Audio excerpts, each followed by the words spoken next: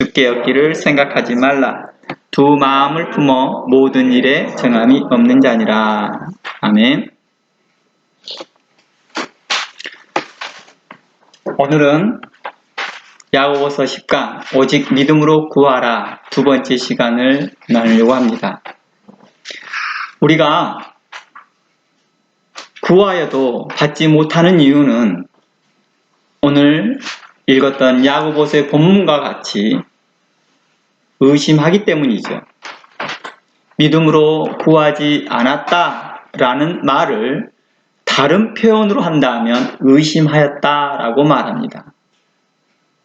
그러면 의심했다라는 그 말이 우리나라 개역성경에서는 그렇게 표현되어 있다 보니까 의심하다라는 말에 대한 개념이 굉장히 폭넓게 이해될 수 있습니다.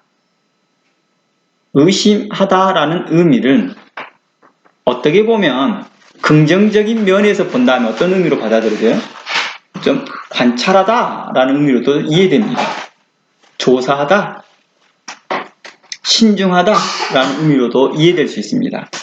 그래서 야고보서 이 본문에서 의심하다라는 말을 어떻게 또 설명했느냐?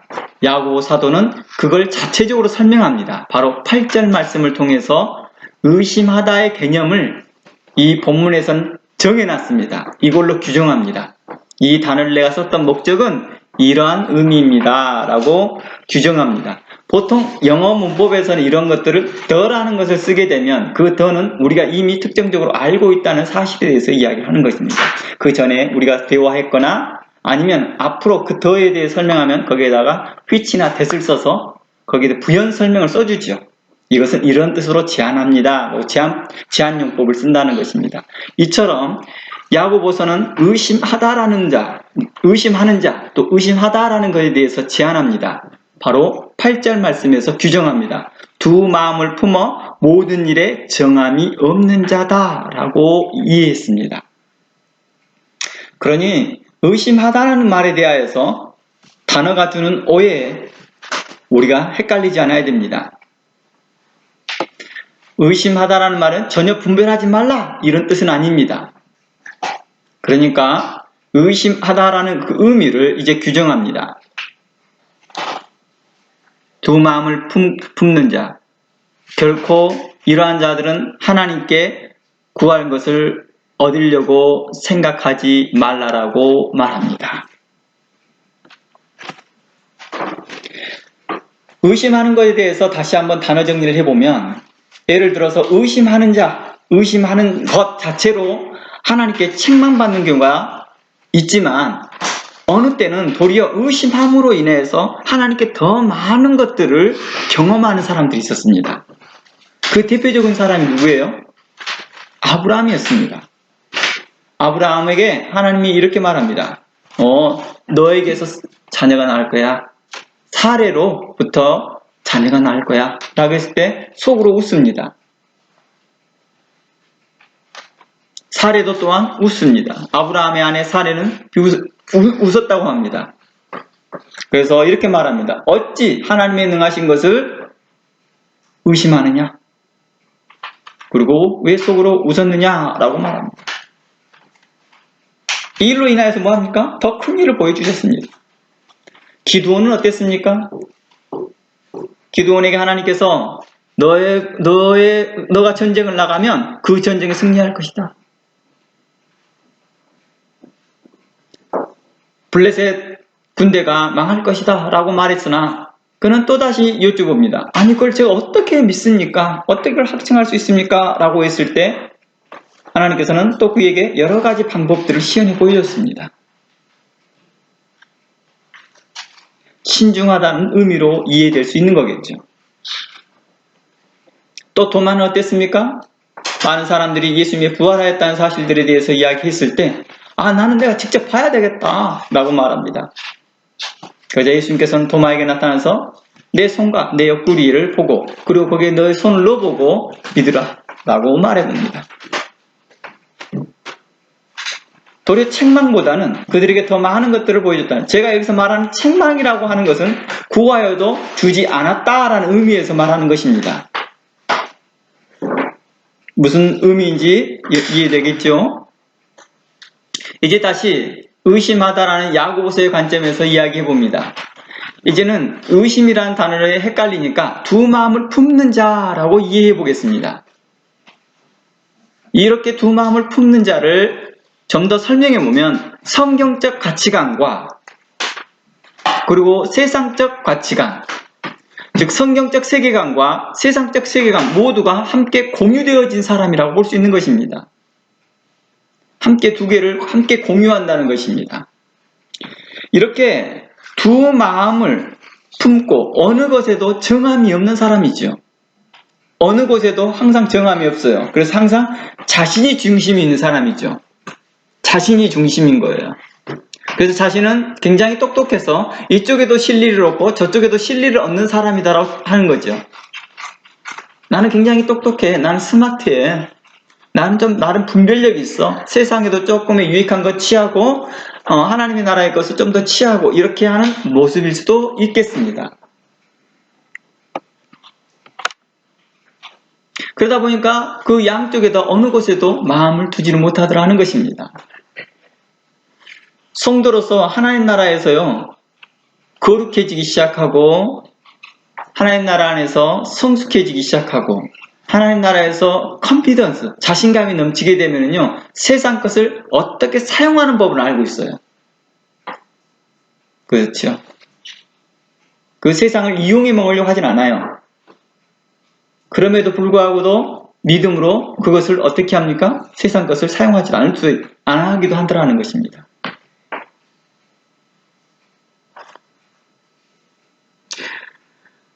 우리가 양쪽에서 어느 것도 정함이 없어서 모두 취하는 형태이기 때문에 그 어느 곳에서도 깊이 마음을 두지 않고 있는 것이겠죠.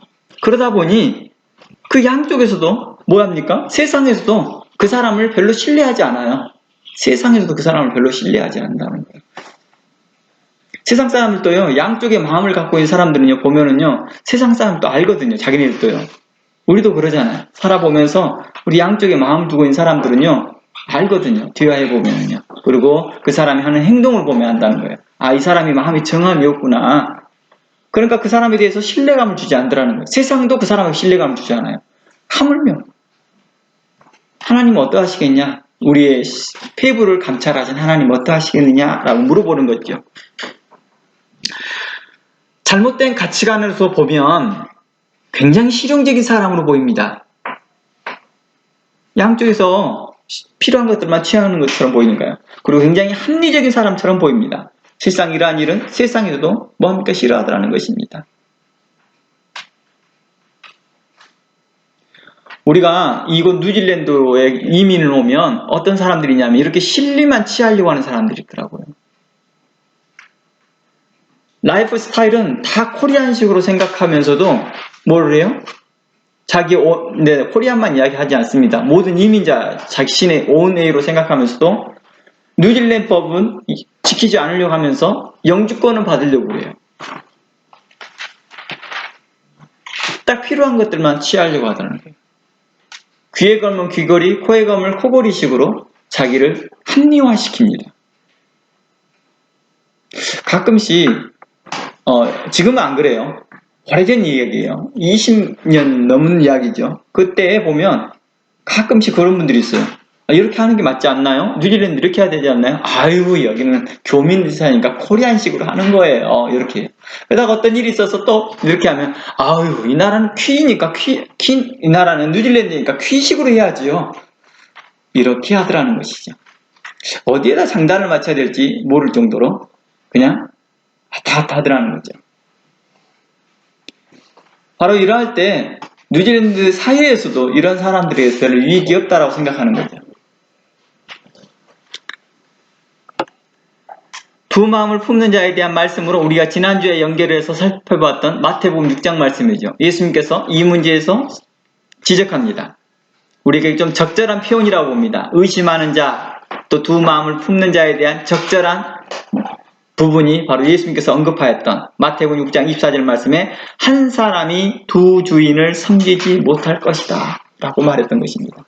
혹 이를 미워하며 저를 사랑하거나 혹 이를 중히 여기며 저를 경히 여김이니라. 그럴 수밖에 없는 상황이라는 거죠. 우리가요. 우리 브레인이 그런데요. 우리 브레인이 피지컬리, 화학적으로 그런데요. 화학적으로. 수학적으로 머리가 발달한 사람들은 국어 쪽에가 좀 약해진다는 것입니다. 그리고 국어 쪽에 강한 사람들은 수학 쪽에 약해지더라는 것입니다. 그래서 양쪽 브레인이 발달한 사람들은 어떤 식이냐 했더니 국어와 수학을 동시에 잘해요. 그러나 둘 다 동시에 가동을 못한다 합니다. 왜냐하면 뇌가 충돌을 한다 합니다. 예전에 이 양쪽 브레인이 발달한 사람을 봤었거든요. 근데 그분이 그 말을 하는 거예요. 수학을 계속 집중을 하고 있으면 언어적인 파트가 약해지더라는 거예요. 많은 사람들이 브레인이 보통 80대 20이나 60대 40 이렇게 하고 있대요. 이 브레인 테스트를 해보면요. 저 같은 경우에는 50대 50으로 나와요. 양쪽 다 브레인을 쓰는 사람이 이렇게 적당하고요. 근데 대부분 사람들은 80, 그러니까 하는 파트가 좀 탁월하다는 거예요. 탁월하다는 거예요. 제가 말한 50대 50은 기준치를 못 넘은 50 이런 뜻이 아닙니다. 사용 파트가 적당하게 50대 50을 사용한다는 퍼센테이지가 그렇다는 것입니다. 그러니까 이러한 사람들이 있다는 거예요. 양쪽 브레인을 적당하게 사용하는 사람들이 있다는 것입니다. 적당하게 아니죠. 고르게 사용한다고 봐야겠죠. 이러한 사람들이 한쪽에 집중을 하게 되면 그 한쪽이 약해지더라고 말한다는 것입니다. 충돌이 생기니까요. 마찬가지겠죠. 우리가 양쪽의 마음에다 똑같이 마음을 둘 수 없더라는 것입니다. 그래서 예전에 우리 이런 말들 있죠. 두 토끼 잡다가 다 놓친다고. 토끼 두 마리를 잡다가는 양쪽 다 놓치게 된다라는 말을 합니다. 이러고 와서 하나님께서 뭐 합니까? 양쪽에 마음을 갖고 있는 사람, 또 재물을 겸하여 섬기지 못할 것이다 라고 했던 이 재물은 바로 세상적 가치관을 이야기했던 거고 세상을 대표했다는 것입니다. 세상이 재물에 대하여서 그 모든 것을 설명하기 때문입니다.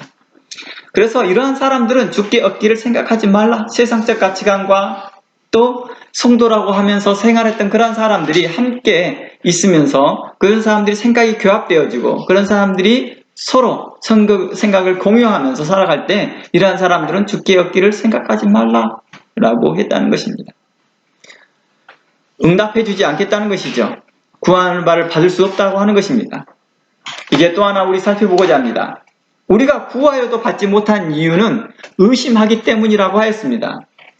그리고 또 하나가 바로 야고보서의 4장 말씀과 같이 자신의 욕심과 정욕을 위해 쓰고자 하기 때문이다 라고 말합니다. 야고보서 4장 3절 말씀 가봅니다.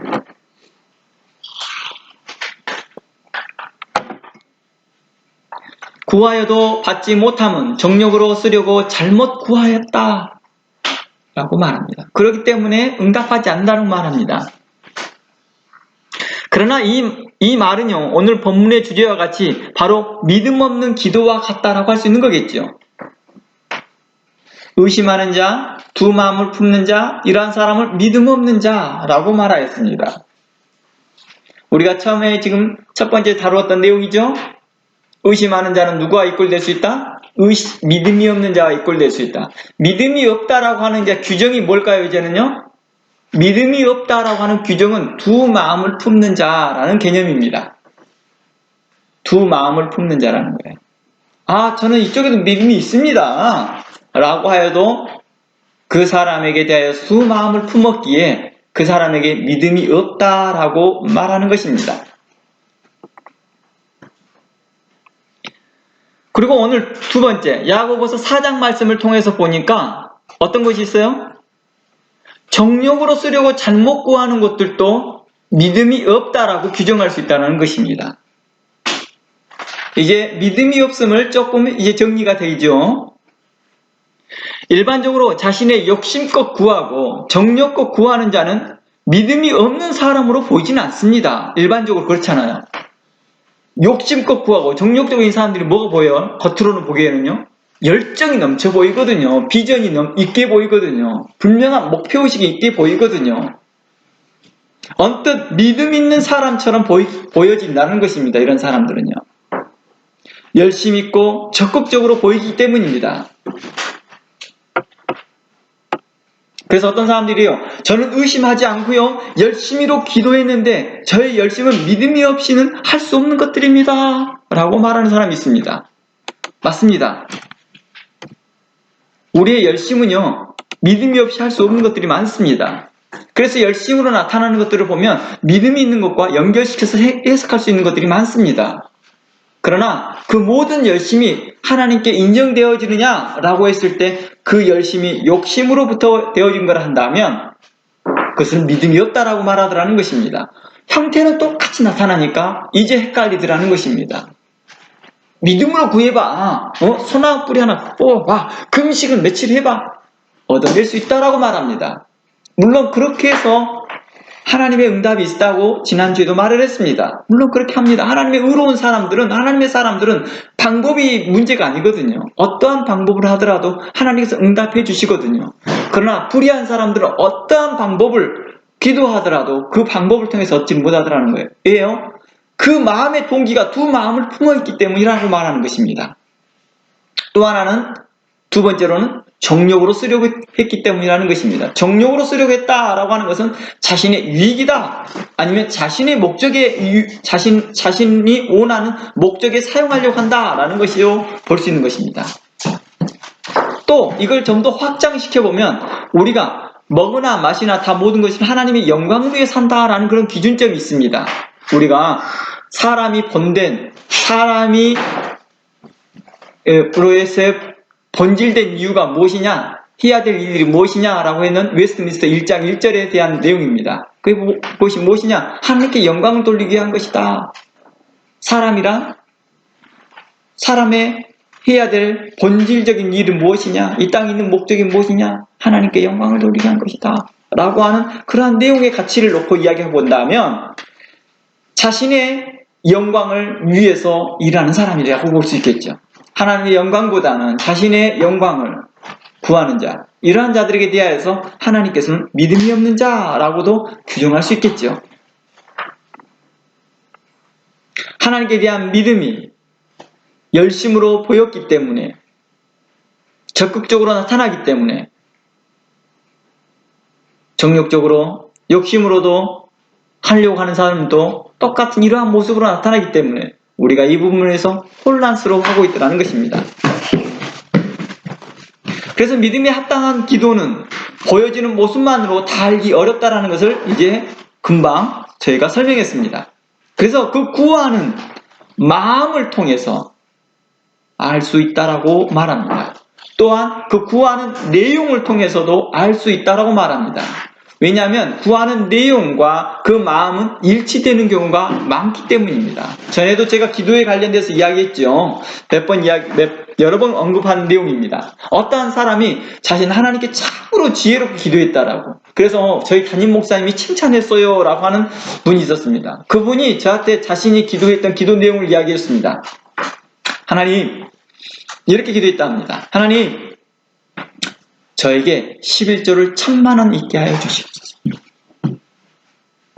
저로 11조를 1000만원 할 수 있도록 하나님 내게 은총을 베풀어 주시옵시고 내게 은혜 베풀어 주시옵소서. 그리하여서 이 교회에 큰 영향을 미치게 하시고 이것을 통해서 복음 전도되게 하여 주시옵시고 이걸 통해서 하나님의 말씀이 더욱더 왕성하게 증거되게 해주십시오 라고 했습니다.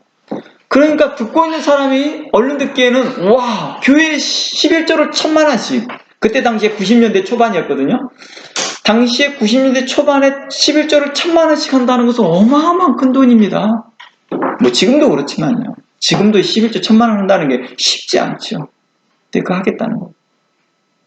그리고 이것을 통하여서 복음 전도하고 이걸 통하여서 교회에 복음의 문이 열리고 이래서 많은 사람들에게 큰 유익이 될 수 있도록 하기 위한 걸 합니다. 듣기에 너무 원더풀한 기도였습니다.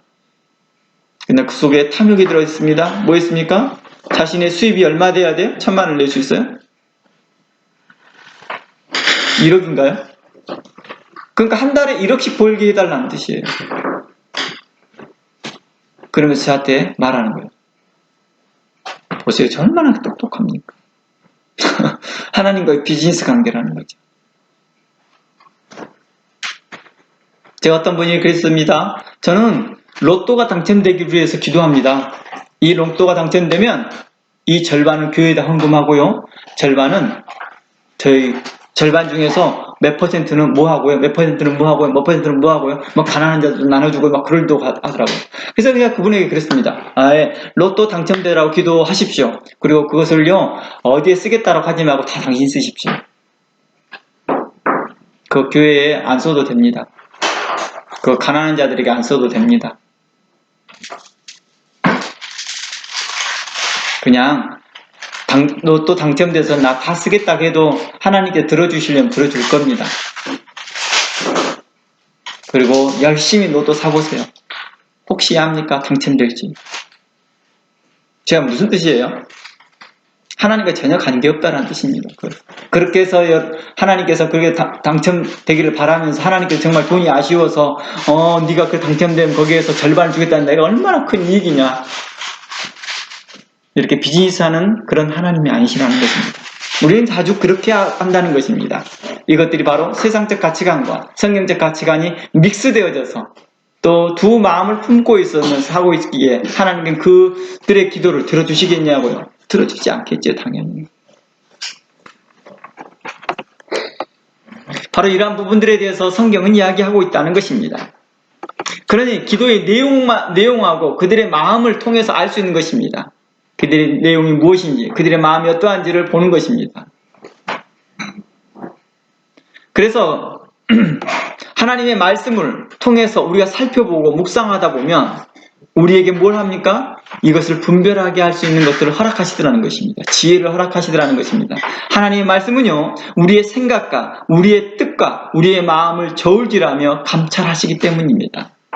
히브리서의 말씀과 같이 하나님의 말씀은 우리의 심장의 폐부까지도 찔러 쪼개시며 또 감찰하신다라고 하였습니다.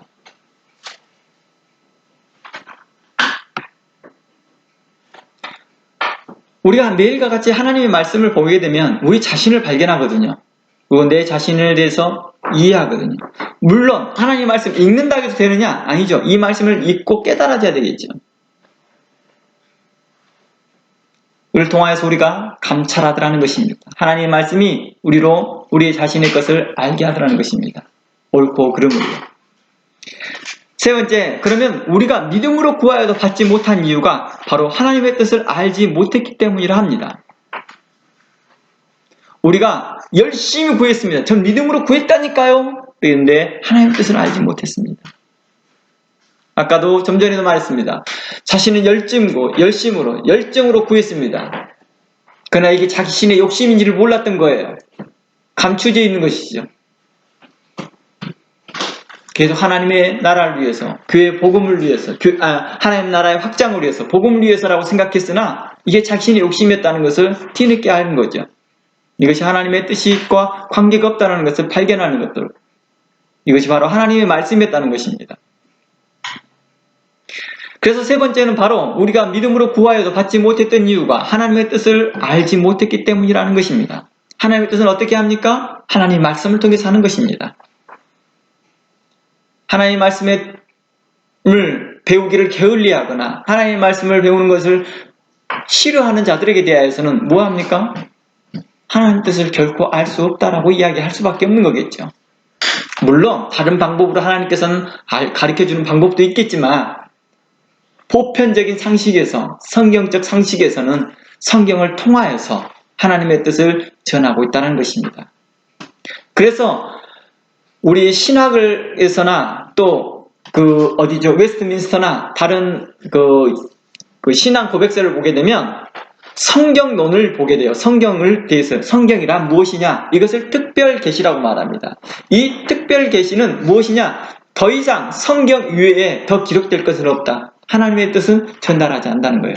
성경 안에 이미 하나님의 뜻은 다 전달했다라고 말하는 것입니다.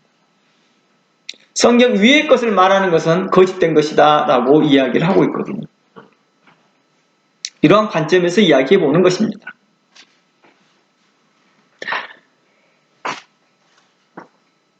하나님의 뜻을 알고자 우리가 구하고 기도하는 것은 하나님의 말씀을 기초하였을 때 하나님께 그것을 알게 해주시더라는 것입니다. 깨닫게 해주시더라는 것입니다. 하나님께 대한 열의와 열정은 있지만 하나님 뜻을 아는 지식이, 하나님께 아는 지혜가 만약에 없다 하면, 이런 예수님께서 하셨던 말씀과 같이, 로마서에 또 있었던 말씀과 같이 성전을 삼킨도다 함과 같습니다. 너희가 하나님께 열심이 있으나, 하나님께 대한 열정이 있으나 지식을 좇지 아니한도다. 너희가 지식을 좇지 아니함으로 너희가 망하는도다 하고 말하고 있습니다. 도리어 너희가 성전을 삼키는도다. 너희 열심으로 성전을 삼킨다는 말이 무엇입니까? 도리어 그 열정이 하나님의 영광을 가려주고 있더라는 것입니다. 성전을 파괴해야 하더라는 것입니다. 바로 이러한 부분들을 성경은 이야기하고 있습니다. 성경을 보면 우리가 구할 때 주님의 뜻에 합당한 것이어야 한다라고 성경은 강조하고 있습니다. 요한일서 5장 14절에서 15절 말씀입니다.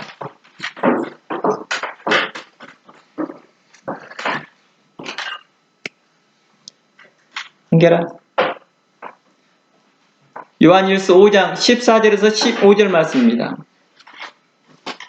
보면 어떤 것이 나옵니까? 우리가 가진 바 담대한 것은 이것이니 그의 뜻대로 무엇이든지 구하면 들으심이라. 하나님의 뜻대로 구하는 자들에게 하나님께서는 응답하시겠다라고 말하는 것입니다. 15절, 우리가 무엇이든지 구하는 바를 들으신 줄 안즉 우리가 그에게 구한 것을 얻을 줄 또한 아느니라 라고 말합니다.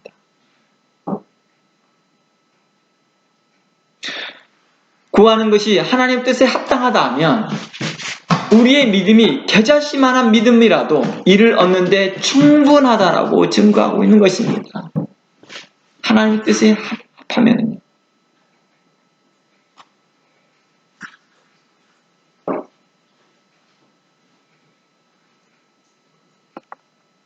우리가 이게 생활 원리에도 굉장히 많이 통하더라고요. 생활 원리에도. 제가 이제 어떤 나무를 잘라서 뭘 재단을 하려고 할 때도요, 그 자르는 규칙과 잘라야 되는 거리와 재는 거 있죠. 몇 센치, 또 폭은 얼마만큼인가를 정확하게 알고 있으면요, 제가 막 서둘러서 자르지 않더라도요, 제가 천천히 재단해서 자르더라도요, 급하게 막 자른 사람보다 훨씬 빠르게 조립되어서 아름다운 책상이나 아름다운 책꽂이가 만들어집니다. 제가 가드닝 하면서도 그런 걸 많이 느끼거든요. 막 서둘러서 규칙을 지키지 않고 하잖아요.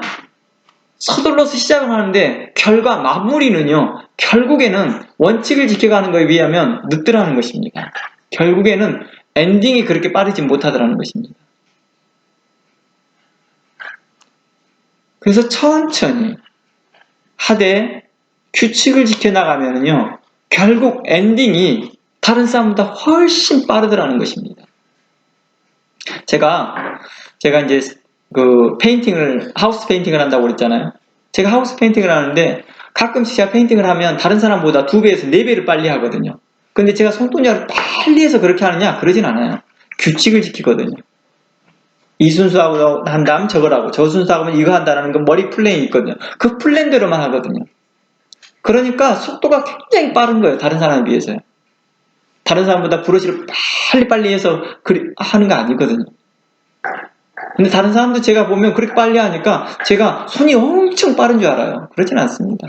보통 사람의 손이에요. 그냥 평범하게 속도에 사는 것입니다. 규칙을 지키는 것이지. 우리도 구하는 것이 그렇습니다. 하나님의 뜻대로 구할 때에 우리가 그 구하는 열정과 그 구하는 그것들이 다른 사람에 비해서 부족한 것처럼 보일 수도 있습니다. 그러나 하나님의 뜻에 맞다 하면 하나님께서 응답하시더라는 것입니다. 방법의 문제가 아니라는 것입니다. 그 규칙을 지켜나가는 것입니다. 열정의 문제가 아니라는 것입니다. 제가 말하는 열정의 문제가 아니라는 것입니다. 열의의 문제가 아니라는 것입니다. 믿음이라는 건 내가 얼마나 열의를 가지고 있느냐, 내가 얼마나 열심을 하느냐는 의미보다도 내가 얼마나 그 규칙을 잘 지켜나가느냐, 하나님의 뜻을 지키느냐가 관건이었습니다. 혹 산을 옮길 만한 믿음을 갖고 있다 할지라도, 내가 산을 옮길 만한 믿음이 있다라고 자부할지라도 하나님의 뜻에 합당하지 않다면 그 안에 참된 진리가 없다면, 내 삶이 그리스도로 인하여 살지 않는다면 나의 모든 가치관과 생각이 성경적 가치관과 대립되고 있다면 아무 소용이 없다는 것입니다. 우리가 좀 전에 찬양을 하였던 것이 있습니다. 내 마음의 주를 향한 사랑이, 그 마지막 부분을 읽어보면 조롱하는 소리와 세상 유혹 속에도 주의 순결한 신부가 되리라. 내 생명 주님께 드리리라고 말합니다. 내 생명 주님께 드린다는 말이 무엇입니까? 나의 모든 가치관이 내가 주님께 있습니다. 내 삶의 기준이 주님께 있습니다. 내가 모든 지혜를 주님으로부터 말미암아 얻겠습니다. 내 삶을 주님의 뜻대로 살겠습니다 라는 것입니다. 이랬을 때 성경은 그들을 순결한 신부가 됐다라고 말하는 것입니다. 순결한 신부는 어떤 입장입니까? 남편에 대하여서 그 뜻을 따라가는 거겠지요. 순결한 아내가 되는 것입니다.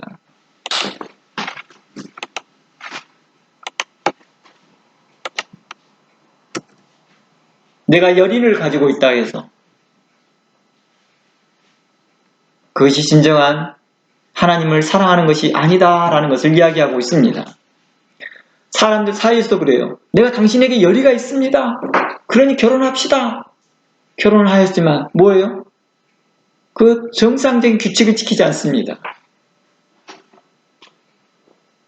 그 사람의 마음의 뜻을 지키려고 하지 않습니다. 자신이 원하는 대로, 자신의 열정대로 하려고 했을 때는 그 삶이 어떻게 됩니까? 순탄치 못하겠지요. 하나님의 그 거룩한 것에 복종할 수 있는 훈련들, 그것들이 우리에게 필요하다는 것입니다. 제가 어느 사례를 이야기해 드리겠습니다. 이 이야기가 진짜로 있었던 이야기인지 아니면 그냥 풍문으로 돌아가는 말인지는 정확히 저도 잘 모릅니다. 그러나 있을 법한 이야기 같더라고요. 왜냐하면 제가 들었던 몇 가지 사례와 너무 흡사하기 때문입니다. 어느 여름이었습니다. 두 사람이 기도하기 위해 산으로 이제 기도원이 보통 산에가 있거든요. 산으로 이제 들어갑니다. 저도 한동안 군대 가기 전까지 군대가고 난 후에도 기도원을 자주 다녔기 때문에 산에 있는 기도원이 어떻다는 개념을 압니다. 비가 오면 계곡물이 빠른 속도로 흘러요. 그런데 갑작스럽게 기도원을 올라가는 도중에 비가 옵니다. 폭우가 옵니다. 그래서 계곡은요, 다른 평지보다도 물이 빨리 차거든요. 산에서 물이 한꺼번에 몰려오기 때문입니다. 그러다 보니까 계곡물이 순식간에 불어나 버리는 거죠. 그래서 그들은 그 자리에서 기도하며 비가 그치기를 기다렸습니다. 그리고 쉽사리 그 비는 그치지 않고 계속 비는 내리고 있었습니다. 그들은 기도원에 가는 것을 옳은 일이라고 생각했습니다. 그리고 하나님도 그 일을 기뻐하는 일이라 믿었기 때문에 비가 그치기를 계속 기다렸습니다. 그리고 기도하였습니다. 그런데 문득 그런 기도하는 도중에 문득 한 자매에게 이런 생각이 들었습니다. 예수님께서 풍랑 속에서 물 위를 걸으신 것과 그리고 주의 명령을 받고 베드로가 풍랑 위를 걸었던 것들을 기억하였던 것입니다. 그리고 자신들은 베드로처럼 주님을 중간에 의심하지 않고 풍랑을 보고 믿음을 잃어버리지 않고 물 위를 걸을 수 있다고 확신을 했습니다. 베드로는 그것이 처음이었지만 자신들은 그걸 성경을 통해서 봤기 때문에 자신들은 이제 페일하지 않을 거라고 생각했습니다. 그리고 곧바로 그들은 마음을 다잡고 기도하고 믿음으로 그 계곡의 급물살에 발을 내디뎠습니다. 결과는 어떻게 됐을까요? 안타깝게도 그 두 자매는 그 자리에서 익사해버렸습니다. 누가 이 소식을 알았을까요? 아마 그러니까 메이킹 스토리 같죠? 그냥 진짜 내용보다는 들려온 말 같다는 거예요. 저는 근데 진짜 내용을 하나 알고 있습니다.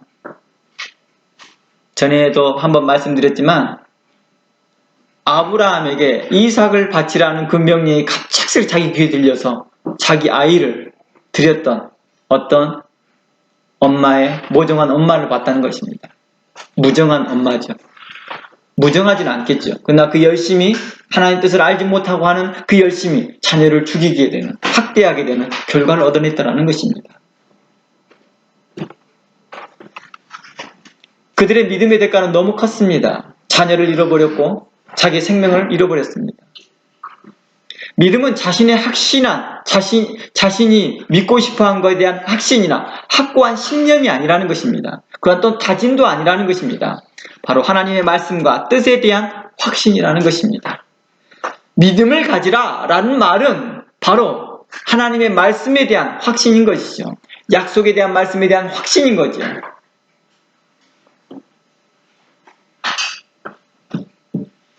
그리고 믿음은 무조건 얻음이란 공식이 아니라는 것입니다. 믿음이 있으면 무조건 다 얻어 라는 그런 공식이 아니라는 것입니다. 만약 이러한 공식을 내 신앙 안에 갖고 있다면 이는 자칫 스스로 망하는 길을 가고 있다는 것입니다. 믿음 이꼴 뭐와 연결되어야 될까요? 하나님의 뜻하고 이꼴이 되어야 되죠. 하나님의 뜻에 부합한 믿음, 하나님의 뜻에 합당한 그러한 믿음을 가졌을 때에 하나님께서는 그 믿음에 대하여 응답하시더라는 것입니다.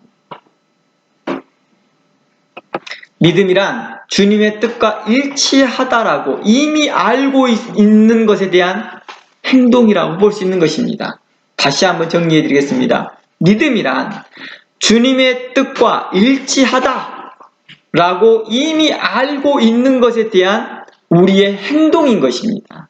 그리고 우리의 마음인 것입니다. 우리의 신념인 것입니다. 우리의 각오인 것입니다. 이것들을 다 합쳐서 믿음이라고 말하는 것입니다. 행동, 다짐, 각오, 확신. 뭐에 대해서요? 주님의 뜻과 일치하다라고 알고 있는 것. 이걸 어떻게 알고 있을까요? 성경을 통해서 아는 거죠. 주일날 선포되는 말씀과 수요일날 선포되는 말씀과 구역예배, 철야예배, 새벽예배, 또 특별히 하고 있는 성경 공부, 또 개인적인 묵상, 또 유튜브를 통해서 듣는 하나님의 말씀들 등등의 방식을 통해서 얻는 모든 하나님의 말씀을 그것이 우리로 하나님의 뜻에 대하여서 알게 하고 그 뜻에 대해서 확신 갖게 하는 것입니다. 그러므로 믿음이란 머릿속에 떠도는 어떤 것이라도 주님께 구하면 얻게 될 것이라고 자신을 설득하는 과정이 아니라는 것입니다. 그리고 그것을 기도라고도 정의할 수 없다는 것입니다. 그러니까 주님께 구하면서 이것을 어떠한 설득 과정으로 막 설명하고 있는 것이 기도가 아니라는 것입니다. 예수님을 설득시키고 하나님을 설득시키고 하나님과의 니고시에이션, 그냥 거래하듯이 비즈니스 관계하듯이 그렇게 하는 것이 아니라는 것입니다. 이미 하나님의 뜻을 알고 있는 것에 대하여서 그것에 대해서 하나님과의 대화인 것이죠. 하나님께서 이렇게 약속해 주지 않았습니까? 하나님, 이 약속을, 이 언약을 기억하여 주사 저를 불쌍히 여겨주시고 하나님께서 내게 은혜를 베풀어 주십시오 라고 하는 것이죠. 하나님께서 약속도 하지 않은 말을 가지고 자신들이 사업 설명회를 합니다. 기도회 하면서 사업 설명회를 하면서 하나님 내게 11조 1,000만 해주시면 제가 뭐 교회도 이렇게 해주고 저렇게 해주고 이렇게 해주고 이렇게 하면 저도 개인적으로 윤택할 거 아닙니까? 사업 비즈니스를 설명하거나 하나님께서 보고 좋네 하고 사인해주는 그런 상황이 아니라는 것입니다. 우리는 그런 것들을 설득 과정을 마치 기도라고 생각하는 사람들도 있습니다.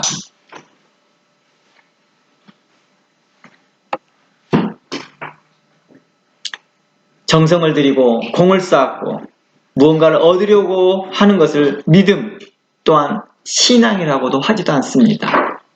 신앙은 공덕을 쌓는 거나 정성을 들여서 공을 쌓아서 무언가를 얻고자 하는 것이 아니라 믿음과 신앙은 내가 하나님의 뜻대로 살아가는 것을 이야기하고 있었습니다. 내가 규칙을 지키고 내가 그 규칙에 대한 행동에 대해서 책임을 갖고 행동하는 것을 우리는 믿음이라고 말하는 것이고 이것을 신앙이라고 말하는 것입니다. 우리가 하나님께서 주셨던 그 말씀을 통해서 우리는 그것을 규칙이라고 한다면, 규범이라고 한다면 그 규칙과 규범에 대하여서 우리는 뭐예요? 그 행동에 대한 책임을 갖습니다. 우리 그런 거 있잖아요. 우리 아이들에게, 저희들도 지금 아이들에게 듀티를 맡기거든요. 너 이거 해, 너 저거 해. 뭐 어떤 애에서는 백큐하고 어떤 사람은 청소하고 어떤 사람은 정리하고 이렇게 합니다. 근데 그 듀티를 맡기고 난 후에 그에 대한 우리가 다 뭐가 생겨요? 의무가 생겨요. 책임이.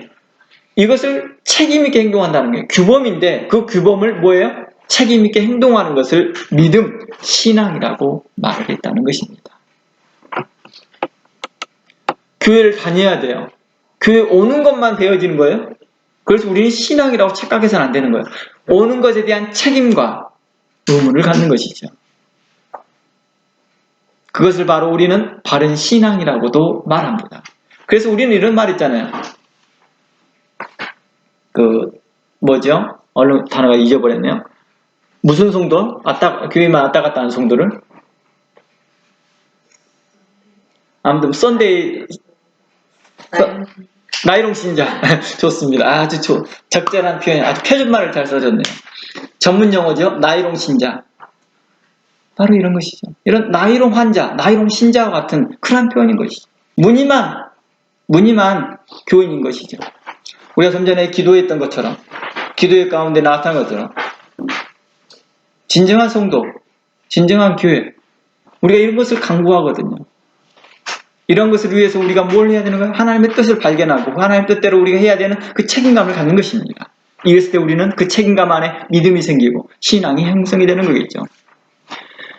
그래서 그리스도 안에서 산다는 것은 내가 내 생명 주님께 드리리라고 고백하는 것은 곧 내가 갈라디아서의 말씀의 고백과 같이 내가 그리스도와 함께 십자가에 못 박혔나니 이런즉 이제는 내가 산 것이 아니요 내 안에 그리스도께서 사신 것이라. 이것은 내 안에서 뭐가 사는 거예요? 내 안에 성경적 가치관이 내가 그러한 가치관대로 살겠습니다.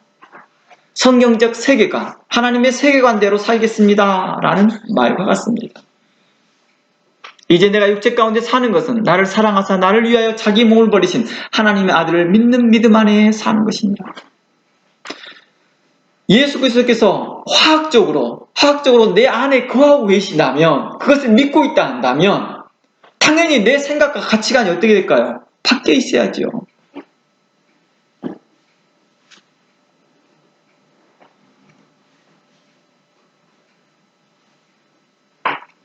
이는 나의 모든 가치관과 생각이 성령 안에서 그리스도의 말씀으로 말미암는 성경적 가치관과 생각과 판단과 지혜로 우리는 이 세상을 살아간다는 뜻이 될 것이며, 그것을 우리는 믿음이라고 말하고 신앙이라고 말합니다. 그래서 신앙 있는 사람, 믿음 있는 사람, 이러한 가치관 때문에 순교를 가능하였던 것이고, 이러하기 때문에 그들이 부끄러움을 불사하고도 복음을 증거하는데 그들의 입을 담대히 열었던 것입니다. 그들은 시간과 장소를 개의치 아니하고 복음을 증거했던 것은 바로 그들 안에 가지고 있는 모든 가치가, 그 생각과 판단이 바로 성경적 가치관으로서 출발되었기 때문이죠. 그리스도 안에 있다라고 하는 그것이죠. 이럴 때 우리의 믿음은 주님의 뜻이라고 믿고 알고 있는 참된 것을 행동으로 옮기게 되는 거겠죠. 이것을 우리가 주님께 대한 신앙의 표현이라고 말하는 것입니다. 신앙의 표현은 뭐예요? 하나님의 뜻을 알고 그것을 믿고 행동하는 것을 말하는 것입니다. 그래서 어떤 사람이 그랬습니다. 저 주님 쫓아갈게요. 주님 쫓아갈게요. 라고 막 열심을 내었을 때 주님이 그럽니다. 그 청년에게. 너희가 가지고 있는 청년이라고 말할 수 있는지 여전히 모르겠지만 부자입니다. 그 부자에게 이렇게 말합니다. 가난한 자들에게 나눠주고 나를 쫓으라. 그들의 열심과 그의 열정을 성경은 인정하지 않았습니다. 주님은 인정하지 않았습니다. 도리어 주님의 뜻을 행하고 나를 좇는 것을 신앙이라고 말하고 믿음이라 말하였습니다. 우리의 열정과 우리의 열의에는 우리가 알고 있는 하나님의 뜻과 부합해야 될 것입니다. 그리고 우리가 알고 있는 그 하나님의 뜻은 성경과 또한 부합되어야 될 것입니다. 그러니 하나님의 말씀을 통하여서 하나님의 뜻을 바르게 알고 그 뜻을 바르게 우리가 책임감 있게 행동하였을 때에 우리의 믿음과 우리의 신앙은 성숙해질 것이며 우리의 간구하는 것에 하나님께서 응답하실 것이라는 것입니다. 이것을 오늘 주제에 맞게끔 오직 믿음으로 구하라 라는 것입니다. 다시 정리한다면 믿음으로 구하라는 크게 세 가지로 내어졌습니다. 어떤 것이 없어야 된다고 했죠? 두 마음을 품지 않는 것입니다. 의심하지 않는 것입니다. 두 번째, 믿음으로 구하는 것은 어떤 거라고 말했습니까? 바로 자신의 열정으로 구하는 것이 아니라고 말했습니다. 자신의 열의로 그것을 믿음으로 구하는 것이라고 하지 않았습니다. 세 번째, 하나님의 뜻을 알고 행하는 것을 믿음이라 하였습니다. 하나님의 뜻을 알고 책임감 있게 행하는 것, 이것을 우리는 믿음이요 신앙이라 하였습니다. 이러한 사람들이 구하는 기도에 하나님께서 뭐 하시겠다? 응답하시겠다라고 한 말이었습니다. 그러니 이 본문을 잘못 오해하여서 믿음으로 구한다고 하니 모든 사람들이 자신들이 믿음으로 구하려고 하는데 안 되는 것이죠. 자신의 욕심을 향하여서 열정을 가지고 기도를 하나 자기 욕심을 쫓아가는 사람들의 기도는 들어주지 않는 그 하나님을 몰랐던 것입니다.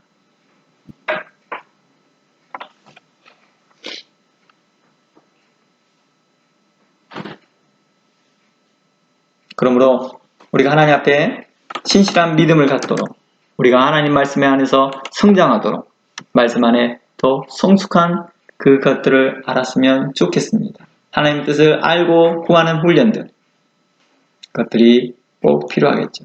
그래서 여러분들이 우리 기도하는 그 기도 내용들을 잘 관찰해 보시면 우리가 희한하게끔 성경의 거룩한 가치관 안에서 여러분들이 나도 모르게 하고 있는 것들을 여러분들 스스로가 많이 발견해요. 그래서 여러분들이 기도를 써보는 것들도 굉장히 도움이 됩니다. 저는 설교를 기록하잖아요. 설교할 것을 이렇게 정리를 하잖아요.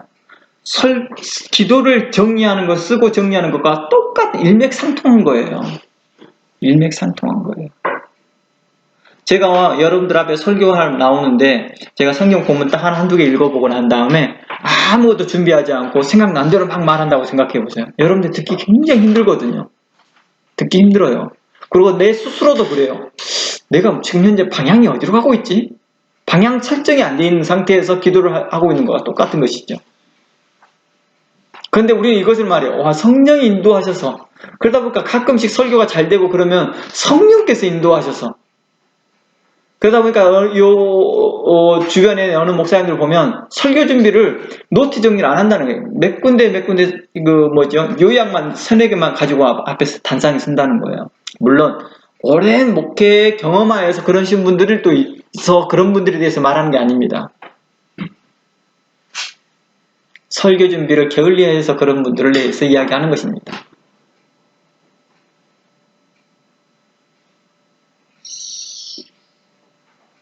우리가 여러분들이 기도를 적어보고 매일과 같이 기도를 써보는 훈련들이 제가 설교를 준비하는 것과 똑같은 거예요.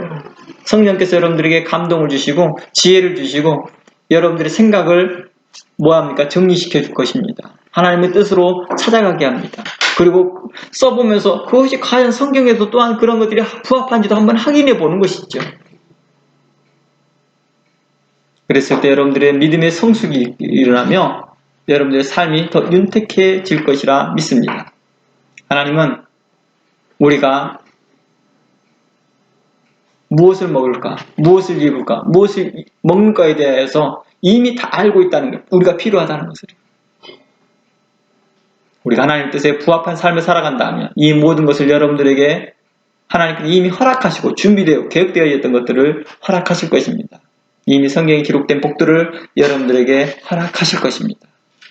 그러니 거룩한 그 믿음 안에 그 거룩한 하나님을 찾아가면서 믿음으로 여러분의 신앙생활을 해나가기를 주의 이름으로 축원합니다. 기도합니다. 하나님 감사합니다. 오늘도 이 긴 시간을 통하여서 우리에게 말씀하여 주시고 또 즐겁게 하심을 감사드립니다. 주의 선하심을 따라서 우리가 행하게 하여